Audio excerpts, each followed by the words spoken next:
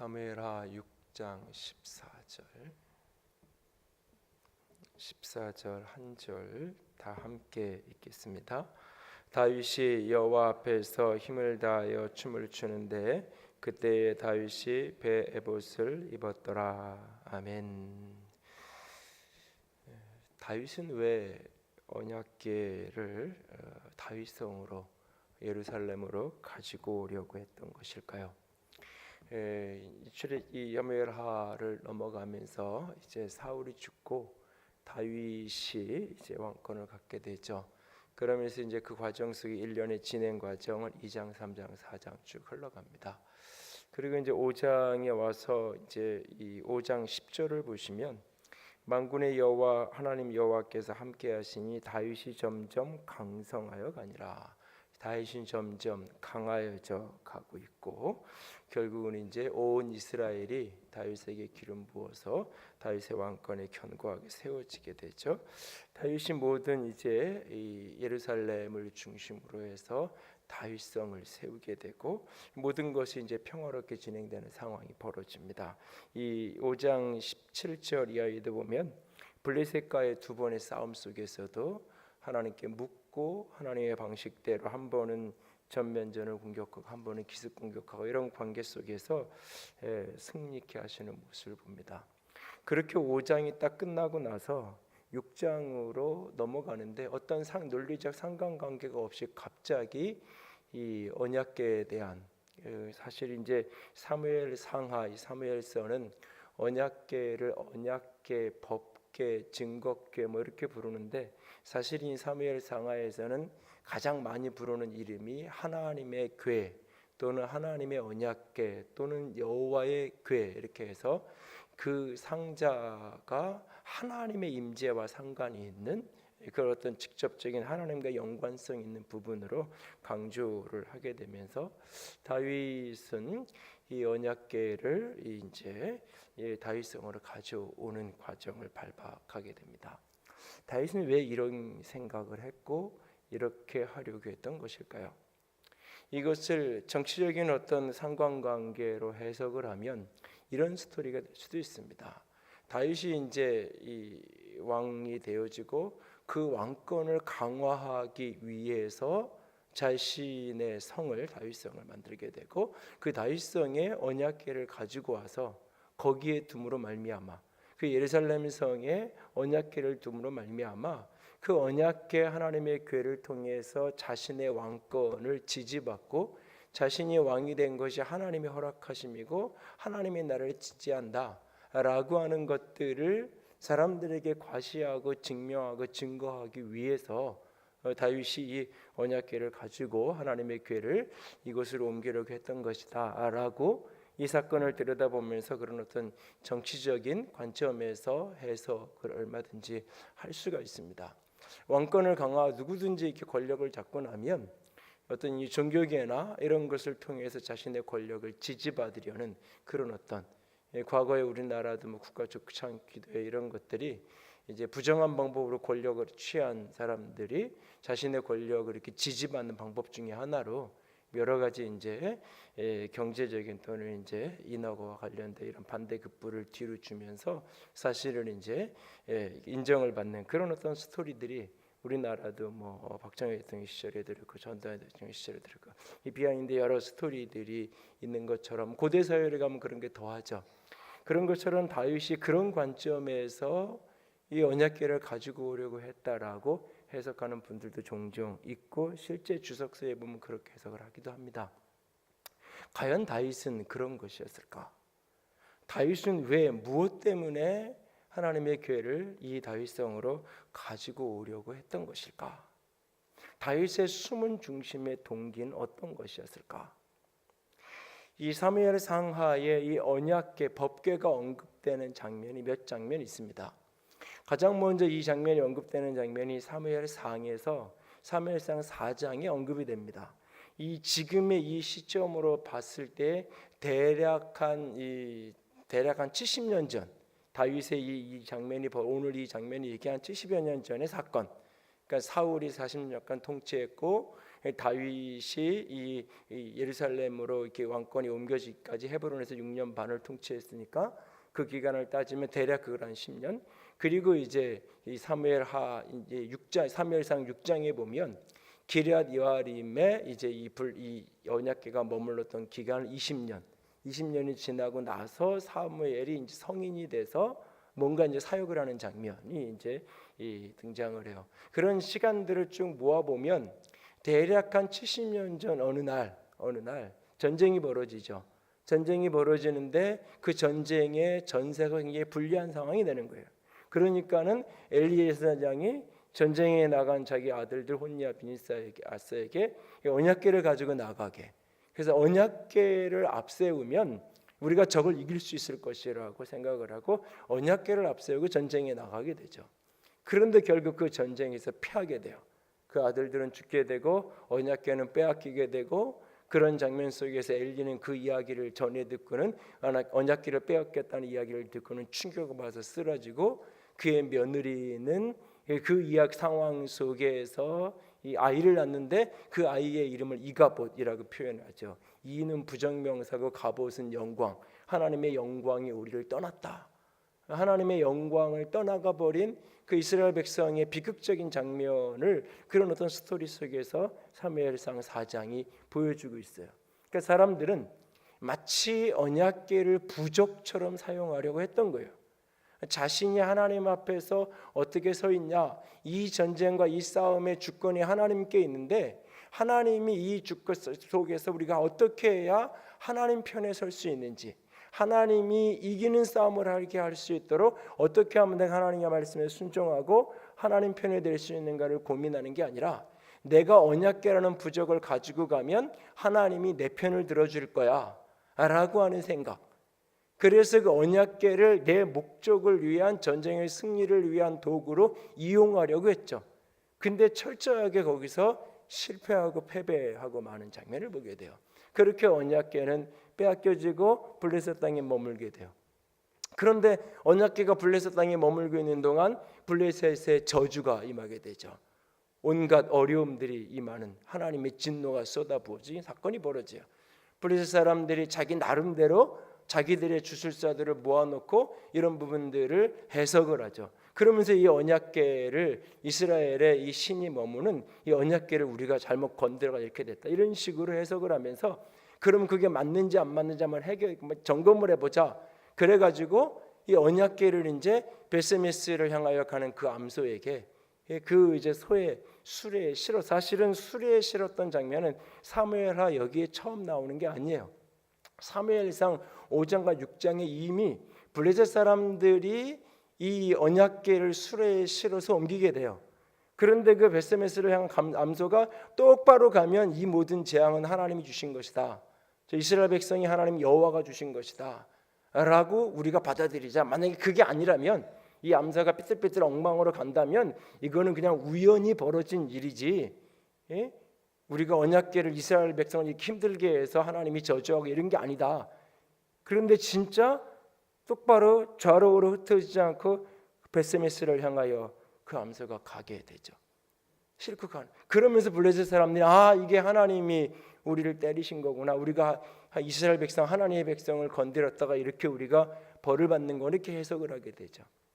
그런 상황 속에서 기럇 여아림에 그 언약궤가 도착하게 되어지고 그것을 보면서 많은 사람들이 처음에 막 기뻐하고 좋아하는 장면이 사무엘하 5장이 벌어져요.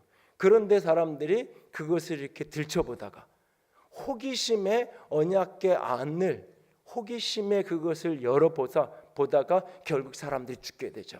70여 명의 사람들이 죽는 사건들이 벌어져요. 깜짝 놀라면서 이것을 이제 마치 뭐가 이렇게 붙어 있는 것처럼 재수 없게 뭐가 그런 식으로 취급하면서 이걸 갖다 이제 기럇 여아림으로 보내버리는 거예요.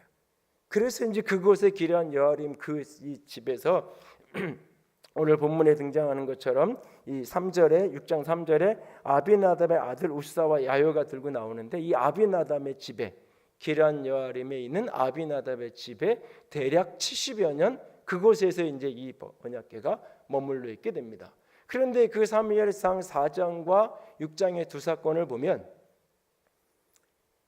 사람들이 언약궤를 자신의 목적을 위해서 이용하는 부적처럼 다루게 되고 자신들의 호기심을 충족시키는 도구로 그렇게 대하죠. 그것을 하나님의 임재로 대하는 것이 아니라 하나님의 영광으로 대하는 것이 아니라 하나님의 말씀, 하나님의 영광, 하나님의 임재의 상징으로 그것을 대하는 것이 아니라 하나님이 여기에 계신 것으로 대하는 것이 아니라 내가 이용할 수 있는 존재, 내가 이용할 수 있는 부족과 같은 것, 호기심에 내 호기심을 충족할 수 있는 어떤 대상, 그렇게 대했다가 전쟁에서 실패하게 되고 재앙을 얻고 그런 일련의 사건들이 지나가게 돼요. 그리고 잊혀진 채로 70여 년의 세월이 그냥 지났어요. 그리고 오늘 다윗은 왕이 되었고 그 왕권이 강화되어서 이제 예루살렘에 다윗성을 건축하게 되고 그런 어떤 이제 승승장구 앞으로 이렇게 나아가는 영광 가운데 앞으로 좋은 날만 기다리고 있는 그런 상황. 더 이상 어떤 국내의 대적자도 없고 저 블레셋 사람도 더 이상 다윗을 함부로 할 수 없는 그런 상황에 이르게 되었어요. 그런데 그때 다윗이 하나님의 언약궤를 찾아요. 그리고 그 하나님의 궤를 자신의 성으로 가져오기로 해요. 그리고 7장에 가면 그 하나님의 성이 머물 수 있는 성전을 지으려는 소원을 7장에 가면 다윗이 이야기해요. 다윗이 오늘 이것을 이렇게 찾고 가지고 오고 궁극적으로 성을 지으려는 것은 자신의 왕권을 강화시키려는 게 아니에요. 자신이 그렇게 그것을 세움으로 말미암아 하나님이 내 편이다, 하나님이 나를 지지한다 라고 하는 것을 증명해내기 위해서가 아니에요. 그저 하나님이 하신 일들에 대한 감사와 영광과 찬양 때문이에요. 하나님 앞에서 살아가고 싶었던 거예요. 5장에 보면 5장 12절에 아주 중요한 구절이 있어요. 5장 12절 말씀을 보면 같이 읽습니다. 다윗이 여호와께서 자기를 세우사 이스라엘 왕으로 삼으신 것과 그의 백성 이스라엘을 위하여 그 나라를 높이신 것을 알았더라. 다윗이 알았더라. 사실은 이게 중심으로 알아지는 게 축복이에요. 그냥 립서비스로는 할 수 있는데 내가 이만큼 성공한 거, 내가 이만큼 사는 거, 내가 이만큼 된 거 하나님이 축복하신 겁니다, 하나님이 도와주신 겁니다 라고 그냥 말은 하고 사는데 늘 신앙 안에서 자랐고 교회 안에 그냥 살았으면 무엇인가 성공한 게, 그 이룬 게, 그 성취가 된 게 있으면 예의상으로라도 하나님이 도와주셨어요 그렇게 이야기해야 될 것 같고 누구나 다 그렇게 하나님이 나를 도와주셨고 하나님이 이만큼 되게 하셨다라고 말은 해요. 근데 밑바닥 중심에 들어가면 사실은 하나님이 하셨다는 걸 잘 인정하지 않아요. 중심에서 하나님이 나를 여기까지 인도하셨다. 다윗이 이게 깨달아지고 알아졌다.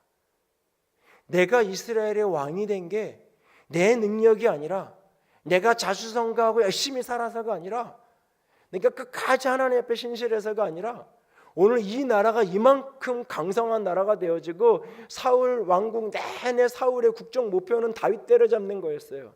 그러니까 나라가 엉망이 되죠. 왕이라는 사람이 나라를 제대로 경영하고 나라를 제대로 세우는 데는 관심이 없고 자신의 개인적인 정적을 제거하는 데만 온통 관심을 쏟으니까 나라는 세워졌지만 나라는 나라 꼴이 아닌 지경으로 흘러가던 그 나라가 다윗이 왕권을 잡고 나가는 그 불과 몇 년 사이에 점점 강화해지고 블레셋이 넘볼 수 없는 나라로까지 그 나라가 강성해져 가는 게 나 같은 사람이 왕이 되니까 나 같은 사람이 리더자가 되니까 여기까지 왔다라고 아니에요. 착각이에요. 넌센스예요. 이게 하나님이 나를 왕으로 세우신 것이고 하나님이 내 나라를 이만큼 인도하셨다라는 것이 알아진 거예요. 중심을 이렇게 깨달아지는 거예요. 머리로가 아니라 가슴으로, 입으로가 아니라 삶으로 중심에서 이게 알아지는 것. 여기에서부터 예배가 시작이 되는 거예요. 여기에서부터 하나님에 대한 진정 찬양과 고백이 시작이 되는 거예요. 다윗이 그 언약궤를 가지고 오기 원했고 오늘 벌거벗게 옷이 바뀌어지는 게도 모르는 채로 그가 열정적으로 그가 예배하고 있고 그리고 그가 성전을 짓기 원하는 그 소원을 갖고 그것이 거절되어지지만 그가 다윗의 장막을 만들고 그 장막에서 365일 24시간 내내 레위 사람들을 순번제를 세워가지고 그렇게 수없이 예배하게 하고 자신도 늘 다윗 장막에 있는 그 장막에 있는 그곳을 향하여 시편에 보면 늘 그곳을 향하여 손을 들고 그것을 향하여 삶을 살아가고 그가 그렇게 살아갈 수 있었던 이유는 뭐냐면 그것이 의무요. 그것을 하면 뭔가 이렇게 내가 얻어지는 좋은 게 있고 즐겁고 행복하니까 이게 아니에요.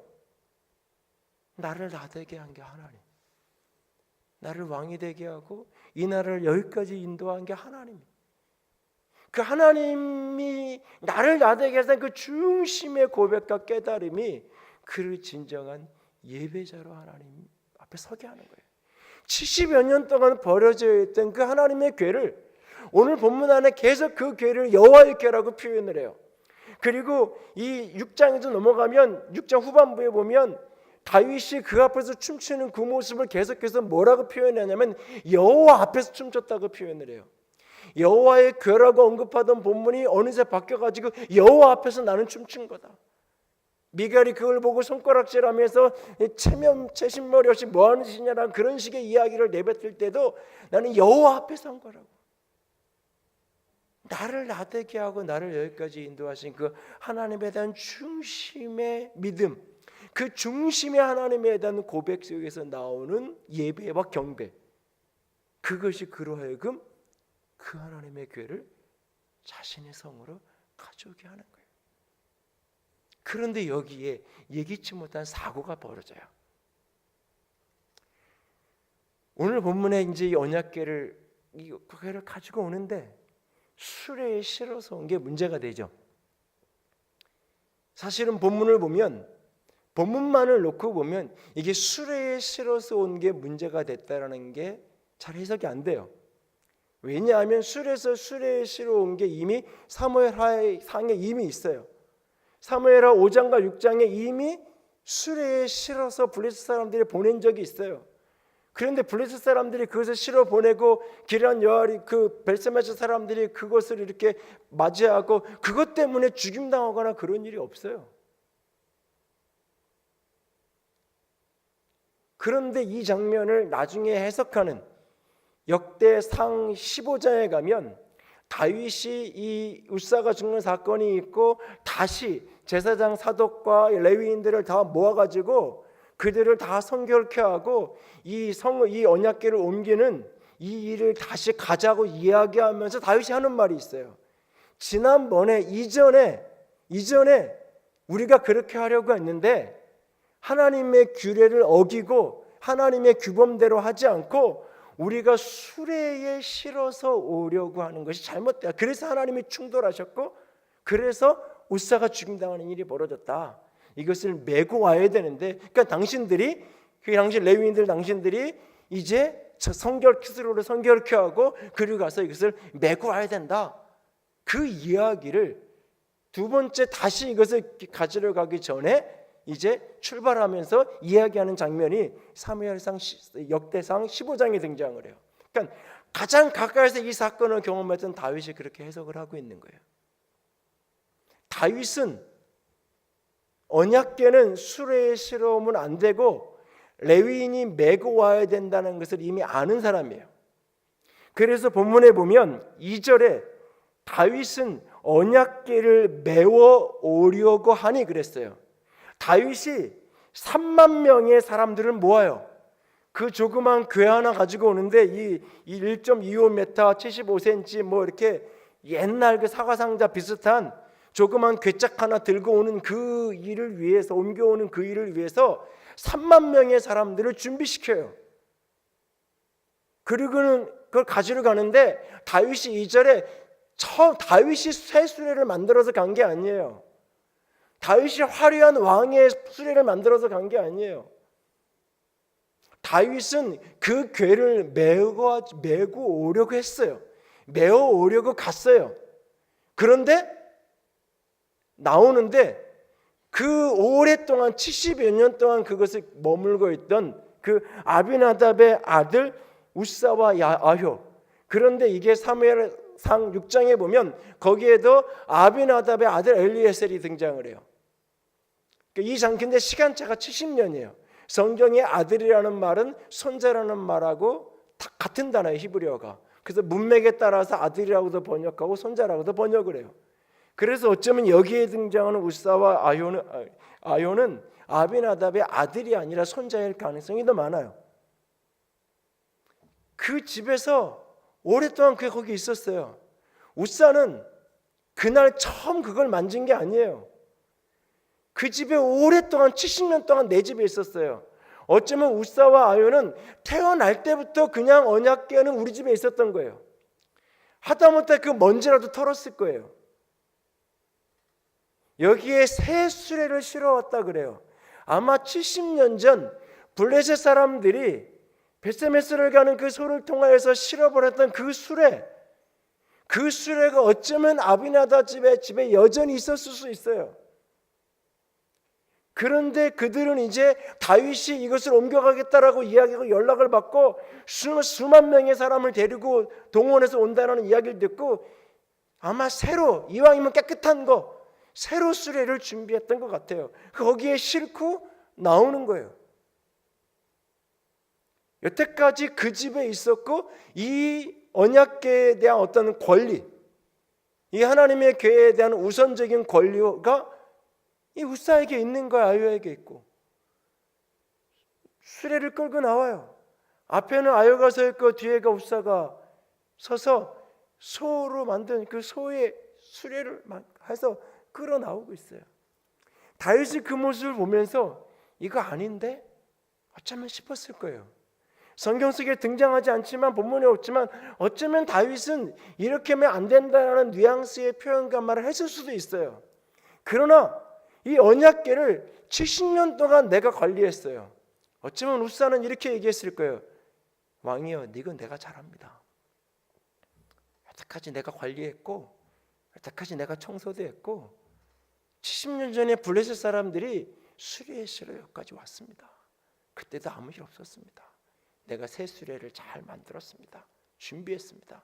최선을 다해서 내가 준비했습니다. 다윗도 어쩔 수 없는 거예요. 왜 그랬는지 다 알 수는 없지만 뒤에 다윗이 우사가 죽고 나서 화가 냈다, 분노했다 그랬어요. 그 분노의 대상은 하나님이 아니에요. 다윗은 하나님에 대해서는 두려워했어요. 그 분노의 대상은 우사에 대한 거예요.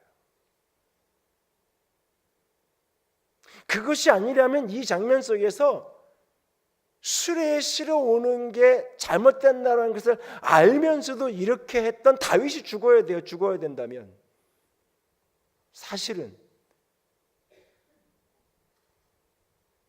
그렇게 해서 나와요. 수많은 사람들이 그렇게 끌고 가는데 앞에는 아요가 서고 뒤에는 우사가 서고 소에 실어서 수레에 끌고 가요. 수많은 사람들이 노래를 해요. 그날 우사와 아요는 얼마나 어깨에 힘이 들어갔을까요? 내가 이 언약궤에 대한 우선권은 내게 있다고. 우리 집에 있던 거라고. 내가 이 언약궤에서는 제일 잘한다고. 내가 전문가라고. 어깨에 힘을 주면서 수많은 사람들이 찬양하는, 그 수많은 사람들은 하나님을 찬양하는 거였지만 그 수많은 사람들의 찬양이 마치 나를 향한 찬양인 듯 그러면서 그 길을 가고 있어요. 어느 만치 가는데 소가 뛰었다 그랬어요. 여러분, 마차에다 끌고 가다가 뛰면 이 오에 올려놓은 게 떨어질 수 있어요. 소가 뛰면 얼마나 뛰어요. 그래서 성경의 원문은 소가 뛰었다라고 뛰놀다고 번역을 했는데 뛴 게 아니라 흐느적거린 거예요. 요동한 거예요. 그리고 소에게 끌리는 마차는 이게 바닥에서 지면에서부터 그렇게 높지가 않아요. 이 수레를 따져도 그렇게 높은 곳이 아니에요.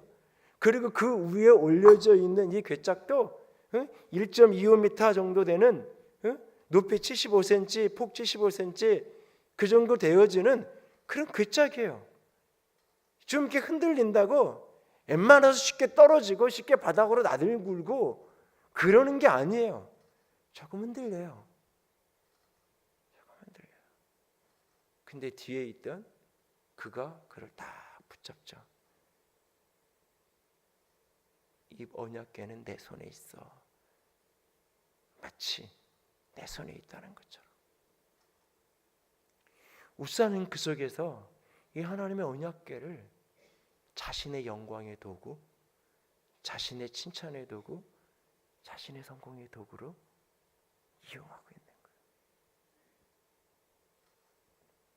다윗은 처절하게 깨달아요.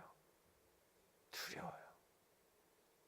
그런데 그 오베데돔의 집에 하나님이 복 주신 걸 알고 이 언약궤를 다시 이제 원래의 율법대로 말씀대로 그렇게 메어서 가지고 와요.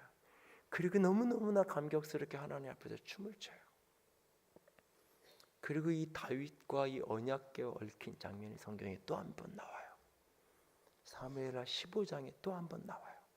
다윗이 압살롬에게 위험을 당해요. 압살롬의 반역에 의해서 다윗이 벗은 발로 경향 없이 쉬운 얘기로 잠자다가 잠옷 바람으로 아들이 구테타가 일어나서 도망치는 상황이 돼요. 그런데 그 소식을 듣고 당시의 제사장, 사독을 비롯한 제사장과 레위인들이 다윗을 따라요. 다윗의 편, 압살롬의 편을 들지 않고 많은 사람들이 압살롬의 편을 드는데 당시의 성전을 관리하던 그 리더십들이 다윗의 편을 들어요. 그리고는 제일 먼저 챙겨온 게 뭐냐면 언약궤를 챙겨가지고 와요. 다윗의 피난길에 언약궤를 챙겨가지고 와요. 왜?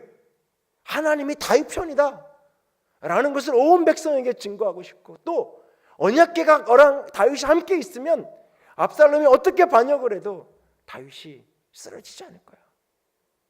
여러분, 이 다급한 상황에 어쩌면 다윗은 너무너무 그 사람들이 고마울 수 있어요. 그래, 같이 가자고. 다윗은 그렇게 하지 않아요.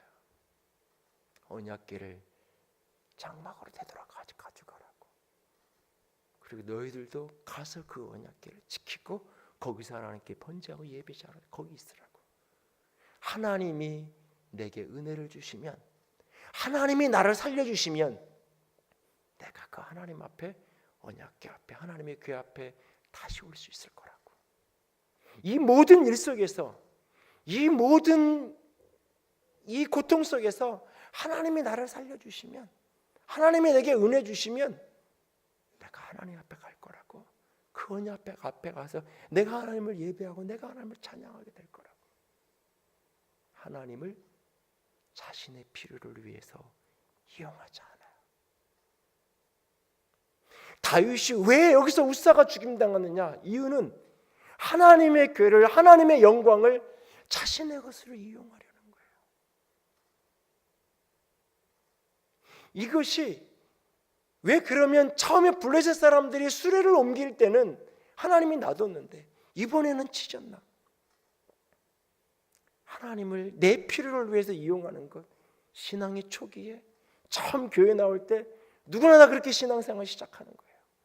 병이 들어서 교회 가서 기도하면 누가가 나을 수 있다 그렇게 말 한마디 듣고 나오기도 하고, 부부관계가 너무 힘든데 누가 우리 가정이 너무너무 힘들어서 깨질 위기였는데 신앙생활하고 말씀 들으면서 회복됐다고 같이 나가보자 그래서 그럼 한번 가볼까? 지푸라기 하나 잡는 심정으로 그래 한번 몇 달이라도 한번 가보자. 다 그렇게 신앙이 나에게 뭔가 도움이 될 거라고 생각을 해서 신앙을 시작하는 거예요. 누구나 다. 그러나 그 여정 속에서 하나님을 만나고 십자가의 사랑을 만나고 내 신앙이 성장해가고 성숙해가면서 신앙의 본질은 하나님이 나를 위해서 있는 게 아니라 내가 그분을 위해 존재하는 거구나. 그리고 그것이 가장 행복한 거구나. 인간 되는 가장 영광스러운 순간이 하나님을 하나님으로 경배하는 그 순간이 내게 가장 영광된 거구나. 세상의 모든 종교는 신을 나의 종으로, 신을 나를 위한 이용거리로, 그래서 예루살렘 뿔을 만지면 얼른 나와서 무엇을 도와드릴까요? 묻는 그런 존재. 누구나 다 그렇게 신앙생활을 시작하지만 어느 시점 넘어가면서부터는 하나님을 알아가고 하나님을 경험하면서 하나님을 하나님으로 알아가기 시작하면서 하나님은 내가 함부로 할 수 있는 분이 아니구나. 하나님은 그렇게 작은 분이 아니구나. 하나님은 내가 다 헤아릴 수 있는 분이 아니구나. 내가 보기에 하나님이 응답하지 않으셔서 너무너무나 고통스러운데 지나보니 그게 응답이 안 된 게 축복이었구나. 그래 나는 기도할 바조차 알지 못하는 어리석은 사람인데, 나는 무엇이 진정 내게 유익인지조차 모르는 사람인데, 그래 내가 어릴 때는 그거 모르는 채로 하나님 이거 없으면 못 살아요 할 때 하나님이 들어주시고 응답해 주셨으나 어느 날 내가 조금 자라가기 시작한 날부터 하나님께서 얘야 그건 안 된다. 그건 너에게 유익한 게 아니야. 네가 아무리 울어도, 네가 아무리 금식하고, 네가 아무리 밥으로 등쳐도 그건 너에게 유익하지 않기 때문에 나는 너에게 그걸 해줄 수 없단다. 해주지 못하는 부모의 가슴이 아이에게 안 좋은 거기 때문에 해줄 수 있음에도 불구하고 해줄 수 없는 그 아픔이 그냥 해줘버리고 마는 그 희생보다 더 큰 희생이듯이 하나님이 때로 응답하지 않고 거절하심이 더 큰 은혜임을 깨달아가고 알아가면서 신앙이 성숙해가고 자라가는 거죠. 주님을 알아가는 거예요. 그리고 어느 날부턴가 내게 그 여정 속에서 사명이 주어지고 부르심이 주어지고 직분이 주어지고 책임이 주어져요. 근데 어느 날부턴가 그 사명과 그 책임과 부르심과 직분이 내 영광이 되고 내 자랑이 되고 하나님을 나의 영광의 도구로 사용하는, 내 인생의 발판으로 사용하는, 교회를, 믿음 생활을, 내 명예를 세우고 내 인정을 받고 내 칭찬의 도구로 쓰려는, 하나님을 마치 내 백그라운드가 되는, 그래서 하나님이 이렇게 함께 내 뒤에 서 있기 때문에 사람들이 다 나에게 굽신거리고 그렇게 찬양하고 하나님께 영광 돌리다는 미명하에 끊임없이 내가 영광 받고 내가 칭찬받고 내 원하는 것을 취하려는 모습으로 변질되어져 가는 우리들 자신. 다윗이 다윗일 수 있었던 까닭, 하나님이 다윗이 그 마음에 합했다라고 이야기하는 그 중심에 있는 것. 다윗이 평생, 여러분 그는 살인자예요. 그는 간음한 사람이에요. 입에 올릴 수 없는 범죄를 저지른 사람이에요. 그것도 모를 때, 신앙이 없을 때, 하나님에 대한 체험이 없을 때 그런 짓 한 사람이 아니에요. 그런데도 불구하고 하나님은 그를 내 마음이 아픈 사람이라고 이야기하세요. 무엇 때문에 쓰러지고 넘어지고 죄악 속에 빠질 때가 있었지만 그는 하나님으로 믿었던 사람이에요. 하나님을 내 필요를 위한 이용거리로 삼으려고 하지 않았어요. 끊임없이 그 유혹이 있었지만 그가 성전을 지으려고 했던 것은 내가 이렇게 하나님의 성전 지었어, 내가 이렇게 내 하나님의 성전을 지었고 하나님이 내 편이야라는 사람들에게 보여주고 싶었던 게 아니에요. 나는 이렇게 좋은 집에 있는데 하나님의 교회는 저 천막 안에 있는 게 너무나 안타까운 거예요. 그래서 내가 저 교회가 머물 수 있는 그 집을 짓고 싶다고 얘기하는 거예요. 그 간절한 절실한 소원. 근데 하나님이 내게 너는 피를 많이 묻혀서 안 된대. 하나님이 그렇게 말씀하시면 내가 아무리 하고 싶어도 받아들이는 거예요. 그런데도 미련을 못 버리겠어. 그래서 그것을 위한 모든 재정적인 것들을, 모든 필요들을 다 그냥 내가 세상을 떠난 후에 내 아들이 왕이 돼서 그냥 공사 시작해라 그 말 한마디만 하면 다 될 수 있게 모든 준비를 그가 그것을 해나가잖아요. 그는 그걸 통해 왕권을 강화하고 그걸 통해 자신의 명예를 드러내려고 하는 게 아니에요. 내가 이렇게 하나님의 성전을 건축해, 내가 이렇게 하나님을 높였다는 것을 나타내고 싶은 게 아니에요. 그저 하나님으로 존귀함 받기 원했을 뿐이에요. 나는 그저 하나님 앞에 서서 살아갈 뿐이에요. 그가 나는 이렇게 열정을 다하여 찬양한다. 당신들은 그렇게 하나님께 집중해서 찬양 못하지? 나는 이렇게 열정적으로 찬양하는 찬양자야. 나는 찬양하는 사람이야 라는 것을 사람들에게 광고하고 싶고 소문내고 싶어서 그가 춤추면서 옷이 벗겨지는 것도 잊어버린 채로 그렇게 춤추고 있었던 게 아니에요. 나는 이런 예배자야, 나는 이런 예배에 열정이 있는 사람이야, 그걸 사람들에게 자랑하고 나타내고 싶었던 게 아니에요. 그저 그냥 하나님 앞에 서 있었을 뿐이에요. 하나님 앞에 서 있었을 뿐이에요.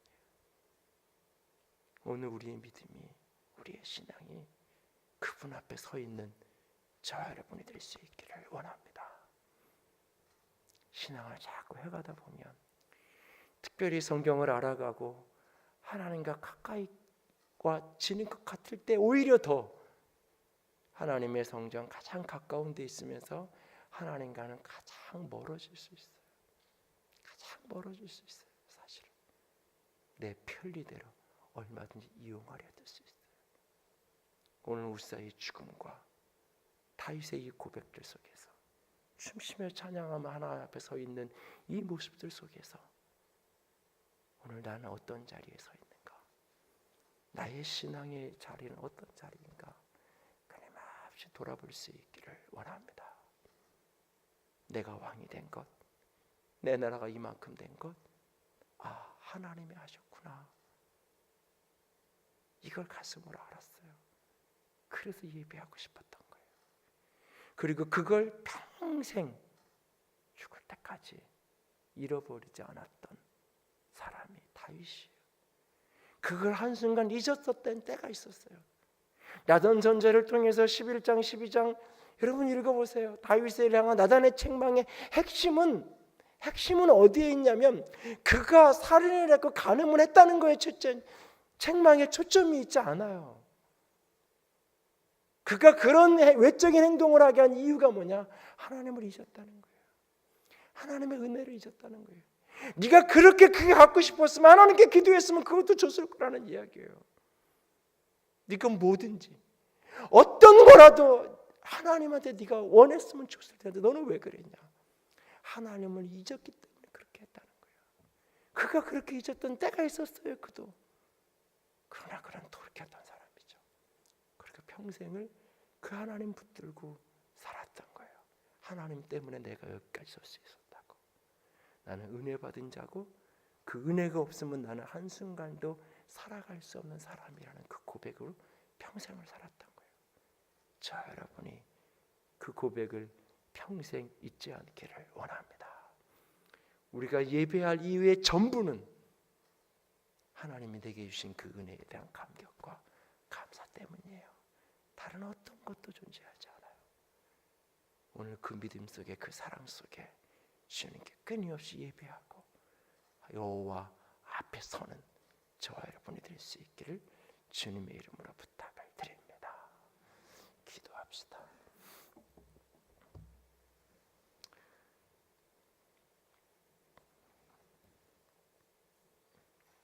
목사로서 늘 가장 두려운 것이 바로 오늘 본문의 말씀과 같은 이야기들입니다. 늘 가장 두려운 것이 나 같은 사람이 우사 같은 사람이 되기가 가장 쉽기 때문입니다. 성경을 가장 가까이 있기 때문에 어쩌면 성경과 가장 멀어질 수 있는 게 나 자신일 수 있습니다.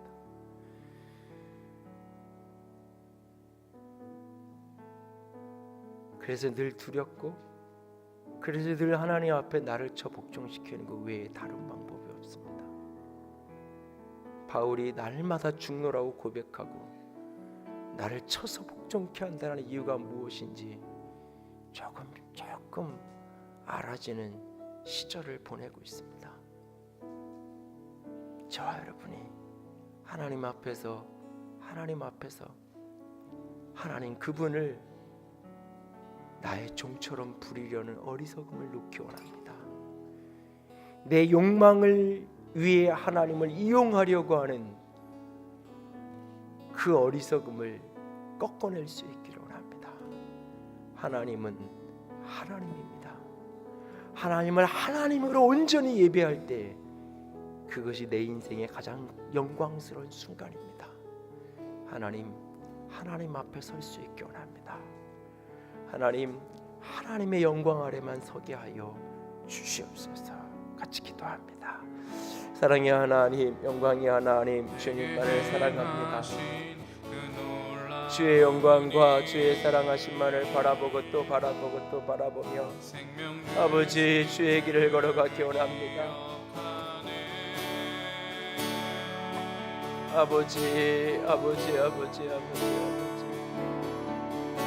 아버지, 아버지, 아버지, 아버지,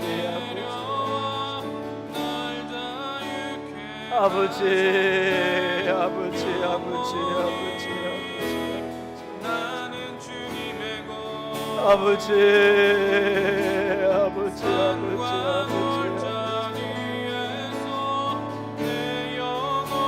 아버지, 주님을 사랑합니다.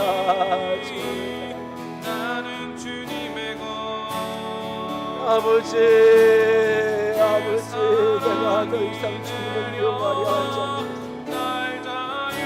아버지, 더 이상 주님을 미워하려 하지 않겠습니다. 주님은 주님이십니다. 주님은 나의 왕이십니다.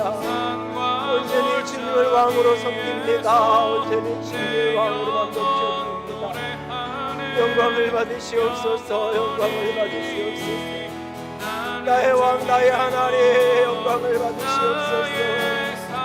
나의 왕 나의 하나님 홀로 영광을 받으시옵소서. 나의 왕 나의 하나님 홀로 영광을 받아 주시옵소서. 거룩한 존귀와 거룩한 아름다움으로 가득 아버지 덮어주시옵소서. 아버지 아버지, 아버지, 아버지, 아버지,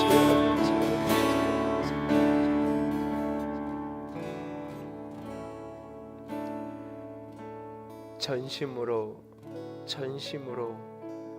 하나님만을 향하였던 사람 다윗. 나의 모든 인생이 하나님의 은혜였음을 깨닫고 알아. 그래서 평생을 예배자로 살았던 사람, 아버지 그런 사람 되고 싶습니다. 그렇게 그 은혜를 잊지 않고 하나님 앞에 서서 늘 어디에 있든지 무엇을 하든지 주를 향한 순전한 예배자로 살아갈 수 있는 그런 사람, 아름다운 사람 되게 하여 주시옵소서. 흔들릴 때마다, 요동할 때마다, 내가 주인 되고 싶을 때마다 아버지 다스려 주시옵소서. 다스려 주시옵소서. 주님 사랑합니다. 주의 이름으로 축복합니다. 우리 주님 예수님 이름으로 기도드렸습니다. 아멘. 이제는 우리 주 예수 그리스도의 은혜와 하나님 아버지의 놀라우신 사랑하심과 성령 하나님의 교통하시며 기름 부으시는 그 은혜가 오늘도 하나님의 은혜를 기억하며 하나님만을 높이는 자로 살아가기로 작정하는 모든 이들 위해 이제로부터 영원토록 함께 있을지어다. 아멘.